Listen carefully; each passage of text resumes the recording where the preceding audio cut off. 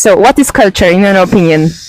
Culture, in my opinion, is something to show, um, something to show how different you are or how different your countries are, like that. Yeah. How many differences are between your country and Iceland, for an example? There's a very big difference. Like there, it's warm, fun, and more like more enjoyable. But here, it's like more depressing as fuck. Not gonna You're lie. saying that Iceland is depressing. Yeah. Mm-hmm. You don't like Icelandic culture. A bit. I do like it a bit, but not too much. It's just like plain simple. Do you like eating sharks? Hell no. Hell no. Don't catch me eating any shark. Okay. How come? What's your culture? My culture is Arabic. What's the most interesting thing about your culture? I think the food. What do you eat? I eat like there's a salad that we call it tabbouleh. It's super popular in Arabian culture, and What's in the salad? it's like tomato and onions and more things. But it's so nice. I can also show you a picture of it. Yeah. Do you have any sweets in your country that are like? Of course, we have baklava. It's so nice. They're like It's some kind of chocolate. yeah, it's so sweet. It's like this is the salad, Mm-hmm. and we also have like I don't know how to explain. Do you know them? Yes, they're so and good.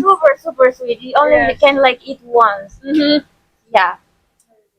Thank you so much. No problem. Hi, what's your name? Ahmed, and you?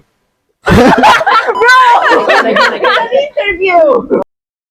What's your name? Ahmed. What's culture? Eat banana. What's your name? Yes. What's culture? Rice with banana. What's your name? Marciano. What's your culture? Go to KFC. What's your name? Shahid, What's culture?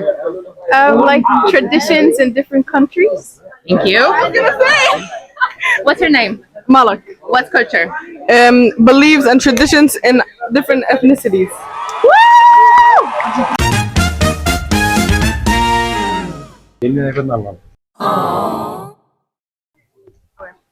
Hvað er félagsmótun? Félagsmótun er þegar samfélagi mótar fólkið og hvernig fólki hæða svo hugsar. Takk fyrir. Hvað heitirðu? Heitir Banja. Það er félagsmótun. Félagsmótun er sannilega það sem mótar okkar sem einstaklinga og það byrjar þegar við erum lítil í fjölskyldum okkar, í kringum ömmu, pappa, ömmur og afar og sískinni, frændfólki. Svo förum við í leikskóla, þar líka mótumst við sem einstaklingar. Skóli tekur svo sátt í og svo líka almennt samfélagi, það sem við búum í hvað umhverfi, hvað landi, hvað er menning. Ég held þetta allt sem ég get sagt. Takk fyrir.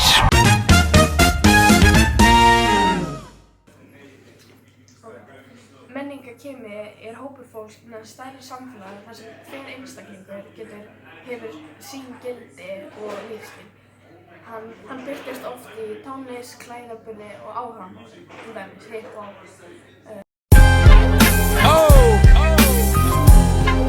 Top is so much better than the bottom. So much better. Maybe use God save the queen. A fascist regime. They made you a moron. They wear white makeup, dress up in black, and look like the living dead. But they're not real-life vampires stalking the night. Eða hjólabretta á menning. Hver einstaklingur hefur sitt eigið rými og með því So we did a quick interview with the cashier at Netto, but something went wrong with the sound, so yeah. He was also talking about how religion is important in subculture and similar thinking. That'd be all, bye!